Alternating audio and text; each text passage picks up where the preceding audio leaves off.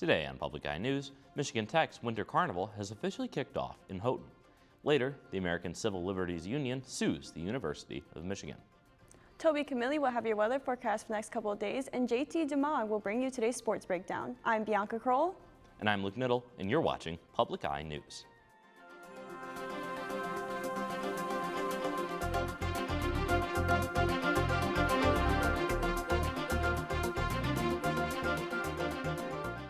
Michigan Tech's annual Winter Carnival has officially kicked off today, featuring a whole host of activities. This year's theme is dragons, knights, and legendary sights, along with a laser show to complement the medieval theme. In addition to the new sights, spectators can also enjoy the traditional snow statues, snow speakers, and the Alumni All-Stars Broomball game. For the snow statues, students will participate in the Winter Carnival All-Nighter, which you'll see statue sculpting at all hours of the night. Members will be competing fiercely, fully outfitted with hard hats and scaffolding. This year marks the 103rd year the Winter Carnival has been ongoing, with the first event starting all the way back in 1922. In Northern Michigan University will be hosting events associated with the UP 200 dog sled race. With the first running in 1990, the race is intertwined with NMU, as hundreds of students volunteer to help in the race's organization, pitching in with everything from vet checks for dogs, crowd control, and selling merchandise. Northern will also be hosting a heated hospitality tent near the start of the race. The UP 200 will start in Marquette and then go to Wetmore, where participants will then go to Timber Products, and then finally to Grand Marais for the first half of the race. Teams then turn around and take the route back partially, ending off at the Ojibwa Casino. The race will kick off February 13th and end on the 17th. Republican Carl Bonak has announced his support for the legislative plan he says will re-empower officials to make energy decisions. Bonak said he wants local officials and residents to make zoning decisions for their communities. This comes in response to an energy plan that was signed during the 2023-2024 legislative session. That plan was put into place when Democrats controlled the House and transferred control of some solar and wind projects to the Michigan Public Service Commission. Bonak said this stripped rights from local communities, unfairly giving control to the unelected MPSC. The representative said he was appalled to hear that folks far from the UP would make such critical and long-lasting decisions, and that on behalf of the UP communities he represents, there should be no question on who should be trusted to make these claims. And the Michigan Department of Natural Resources has announced an initiative grant program for the UP deer habitats. This is a cooperative grant program to help enhance deer habitat on private lands in the Upper Peninsula. DNR Field Operations Manager and Administrator for the grant initiative, Bill Scullin, said that this project should produce tangible deer habitat improvements. It will also build long-term partnerships between the DNR and outside organizations. DNR Deputy Public Information Officer John Pippin said that over time, about 150 projects have been created. The deadline to apply is March 14th with a total of $100,000 for the grant. The maximum amount is $15,000 and the minimum is $2,000. And scientists say cutting methane emissions is key to saving the planet. But what about the big industries that aren't readily able to curb their production of harmful greenhouse gas? A British company says it has the answer: turn methane into something else. CBS Tina Cross has the story. Methane is a menace to the planet, an invisible gas scientists say warms Earth much faster than carbon dioxide. It comes from landfill sites, from sewage treatment facilities, from farms, and from oil and gas operations and pipelines. A British tech company set out to tackle this climate change challenge by giving methane a makeover. The magic happens in here. The magic happens in here. Levidian Chief Executive John Hartley says this patented loop system uses microwave energy to split methane molecules, capturing hydrogen for clean fuel and carbon in the form of graphene, the world's thinnest and strongest material. So this is a cube of graphene that we've extracted from methane gas. A self-described graphene geek, It's such an exciting time to be involved in graphene. It's awesome. Dr. Ellie Galanis and her team are busy using it to boost the durability of everyday products. So when you put graphene into the tire tread, you can make it stronger, you can make it last longer, and you can make it more fuel efficient. Scientists also tried it in concrete. Without graphene, it tends to crumble a lot more easily, but with graphene, it's much stronger. And they're adding it to medical gloves. You know, when surgeons do the snap test, they're trying to check if it will break, and that doesn't happen when you add graphene in. It makes them much stronger and more puncture resistant. Researchers in England only discovered graphene 20 years ago, and Levidian sees years of growth ahead for its potential applications. The clothes that you wear might have graphene in them so that they're more sustainable. Engineers say it feels good knowing a little bit of black can help create a greener future. Tina Kraus, CBS News, Cambridge, England. Now don't touch that dial. After this short break, we'll be back with your weather and statewide news. There are thousands of discoveries. Wow. This is huge. We are making history. This is really exciting. All those years, Wild Heart has stood steady here as many generations of animals and people have come and gone. Looking at this fossil, we are glimpsing the last moments of a dinosaur's development in the egg.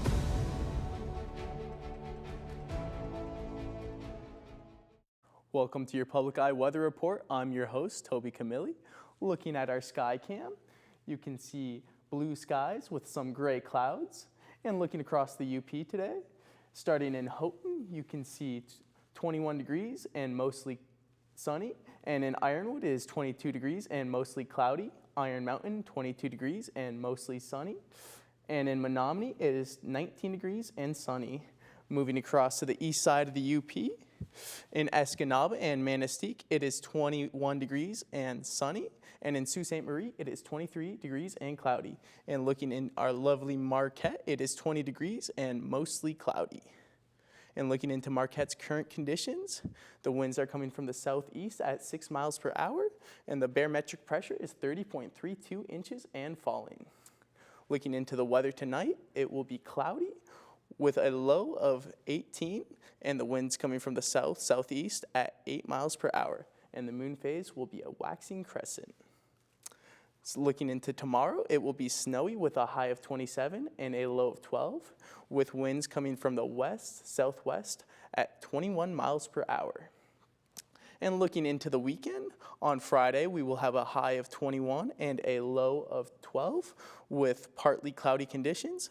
And on Saturday, it will be snowy with a high of 21 and a low of 13. And on Sunday, it will be partly cloudy with colder conditions with a high of 20 and a low of 5. And that's all I have for weather. Back to the desk. Thank you for the weather update, Toby. I, for one, am excited to see the flurries coming our way. Jumping back into some statewide news, the American Civil Liberties Union has filed a lawsuit against the University of Michigan for what the ACLU believes to be unlawful police use during pro-Palestinian protests. The ACLU argues that Michigan, quote, abused its authority to ban people from public property, end quote, as thousands were arrested during the demonstrations. Last week, the university banned a pro-Palestine group for 2 years and pulled its funding as Michigan claims the group violated the university's code of conduct. Ann Arbor and Metro Detroit in particular have been some of the communities most affected by the Israel-Hamas war, as Detroit is the largest community of Arab Americans in the United States and also contains a significant Jewish population. Meanwhile, Michigan's Attorney General Dana Nessel warns state residents to stay alert and active of fake tax debt collection letters. While the letters may look official with a DR 1024 form number, the actual Department of Treasury uses the official state of Michigan letterhead. Additionally, state government agencies will never promise to increase benefits or fix an issue if a fee is paid, threaten arrest or legal action unless money is sent immediately, demand payment in the form of gift cards, wire transfers, prepaid debit cards, cryptocurrency, or cash sent by mail. If you would like to file a complaint with the Attorney General, contact the office number at 517-335-7599. And after meeting with Israeli Prime Minister Benjamin Netanyahu in Washington, President Trump says the U.S. will, quote, take over the Gaza Strip, unquote, amid the ongoing conflict in the region. CBS News correspondent Naomi Rockram has a closer look at the president's proposed plan and worldwide reaction. Following the first meeting of his second term with a foreign leader, President Donald Trump proposed an all-out power grab of the Gaza Strip. The U.S. will take over the Gaza Strip, and we will do a job with it, too. The stunning statement came during a press conference following President Trump's meeting with Israeli Prime Minister Benjamin Netanyahu, who said the idea should be considered and praised the president for his work on the recent hostage deal. Your leadership helped bring our hostages home, among them American citizens.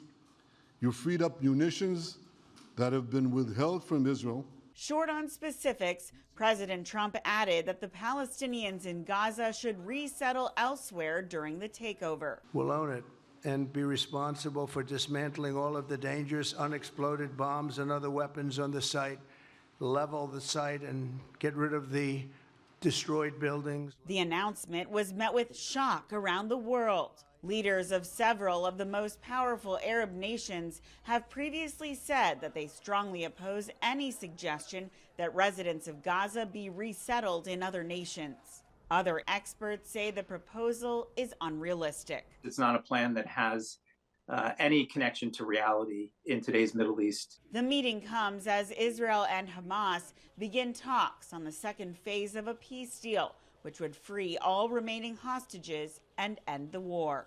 Naomi Ruckham, CBS News. And we'll be right back after this short break. Stay tuned. Tune in to the heartbeat of the Upper Peninsula. At Public Radio 90, we're more than just a frequency on your dial. We're your trusted home for national public radio. Let our diverse blend of music be the soundtrack to your day. Public Radio 90, where community comes alive. Tune in and let your imagination soar. Don't miss Weekday with Hans Ahlstrom, Monday through Friday from 3 to 4. You're listening to member-supported Public Radio 90, WNMU FM. Hello, I'm JT DeMog, here to bring you today's sports report. Starting things off on the ice, where the Detroit Red Wings ended a 4-game road trip with a 5-4 shootout victory last night versus Seattle. Scoring started early in this one, with Lucas Raymond scoring 4 minutes into the first period. A back-and-forth game going into the third saw Detroit up 4-3 with 10 minutes remaining. The Kraken answered in the final minutes, tying the game at 4. After a scoreless overtime, Patrick Showtime Kane made history as he netted his 53rd career shootout goal, setting an NHL record. The Wings are on a 7-game win streak and will head home to play Tampa Bay Saturday afternoon. And passing it over to the hardwood, where the Detroit Pistons take on the Cleveland Cavaliers for a conference matchup. Both teams look to get back in the win column in this one after both having dropped a game earlier in the week. The Pistons are 2-8 in division play, while Cleveland is playing lights out, winning 8 of 9 division games thus far. The Pistons are shooting 46.9% from the field this year, with All-Star Cade Cunningham averaging 28.2 points in his last 10 games. Cleveland, on the other hand, has Donovan Mitchell, who is averaging 23.8 points per game this year, along with being the team leader in steals and second in assists. Tip-off is set for 7 p.m. in Detroit. And staying on the court, where the NMU women's basketball team will travel to the Lower Peninsula for a pair of games versus Saginaw Valley and Wayne State University this weekend. After a 1-1 weekend split versus GVSU and Davenport, the Wildcats sit third in the GLIAC behind Fair State and Grand Valley. J.C. Weisbrod continues to shine for this team, scoring double-digit points in all but 6 games this season. The 11-9 Cardinals look to halt this production defensively, holding their opponents to 61.9 points per game, due to their ability to create and score from turnovers. The Cardinals rank top 35 nationally with 11.2 steals per game. Tip-off is set for 5:30 p.m. tomorrow night. That's all I have for sports. Back to the desk. Thank you, JT, for that sports update. How about the Detroit Red Wings win? Oh, it was a great win. 7-game win streak. You love to see it. Another shootout W. But I hear you have one more story for us. I do. I think it's very interesting. NMU is hosting a sled hockey event taking place in the Barrie Events Center. This event will take place on February 16th at 3 p.m. and no registration is required. Protective equipment such as elbow pads, helmets, and hockey gloves will be provided to attendees of the event. Sled hockey follows the same rules as regular hockey with the exception of some equipment. This event is free for anyone to attend. Well, it sounds like a fun event. I might have to check that out. Are you going? I wish I really could, but I do have a meeting, unfortunately, at that time. But it looks really fun. Oh, unfortunately, yeah. Sled hockey, regular hockey. And with that, we're out of time here on Public Eye News Today. I'm Luke Niddle. And I'm Bianca Kroll. And we'll see you tomorrow.